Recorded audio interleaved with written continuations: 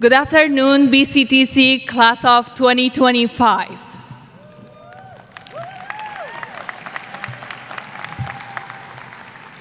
And to everyone here today, those who taught us, stood by us, believed in us, walked this journey with us.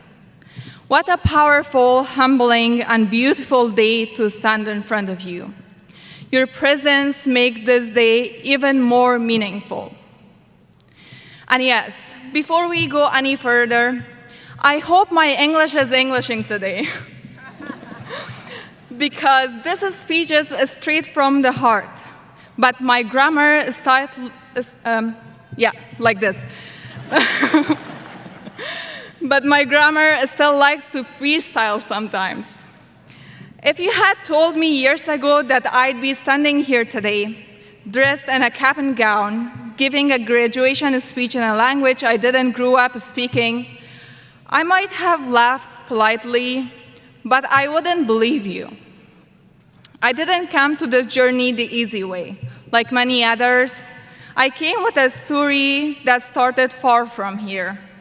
I'm an Afghan refugee who came to the US in 2021. Carrying uncertainty, fear, guilt, and hope for a better life. As a refugee, I carried not just the weight of my books, but the weight of everything I once left behind. I left behind my home, my childhood, my language, and the friends and family I grew up with. I left behind my school, and a country where girls like me have faced increasing limits on what we are allowed to dream. Since 2021, girls in Afghanistan have not been allowed to attend school beyond the 6th grade, a reality that breaks my heart and fills me with guilt. Because while I sit in the classroom learning and growing, I know that millions of girls back home have been silenced, shut out, and denied the same chance. That truth lives with me, and it drives me every single day. My road to college didn't begin with opportunity. It began with survival, with sacrifice, and with the quiet strength of believing that something better was possible. Even though that path was heavy, it led me to BCTC, a place that became more than just a college. BCTC gave me more than an education. It gave me a second chance. It gave me community, purpose, and belonging. Here, I wasn't just a student. I was seen, heard, and believed in. I met friends who felt like family, professors who offered not just knowledge, but kindness, and mentors who reminded me that even when I doubted myself, I still had something to offer. To my parents, my family, my mentors, Carissa Porter and Dr. Melanie Williamson, and my loved ones who checked on me when I was quiet too long, thank you. You may never fully know the impact you had in my life, but I carry your kindness with me every step forward. Now, don't get me wrong. This journey wasn't all poetic and profound. I still had moments where I cried over assignments, stared blankly at my laptop, wondering if it was gaslighting me, and made questionable snack choices at 2 a.m. And as far as caffeine, let's say coffee made me sleepier. It just felt like a betrayal.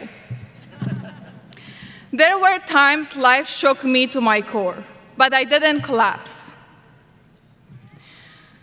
I discovered what I'm made of, and to quote the powerful Afghan poet Qahar Asi, من آن کوهم که بعد از زلزله بر پا بمانم خرابم کن که با ویرانه ها زیبا بمانم.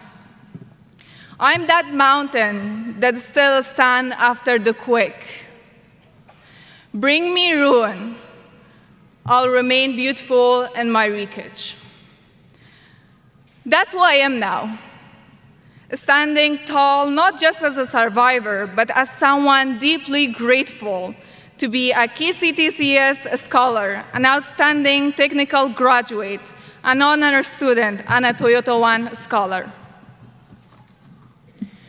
To my fellow graduates, this day belongs to all of us.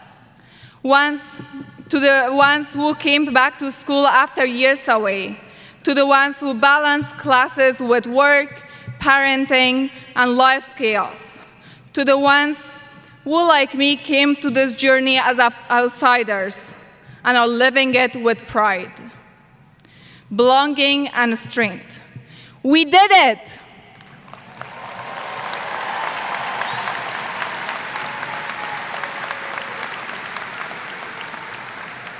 And as we walk across this stage, let's remember, this isn't the finish line. It's the beginning of a future we only once dreamed about. And if we made it this far, trust me, we can go anywhere, because we are all that mountains that is still standing after the quake. Congratulations, BCTC Class of 2025.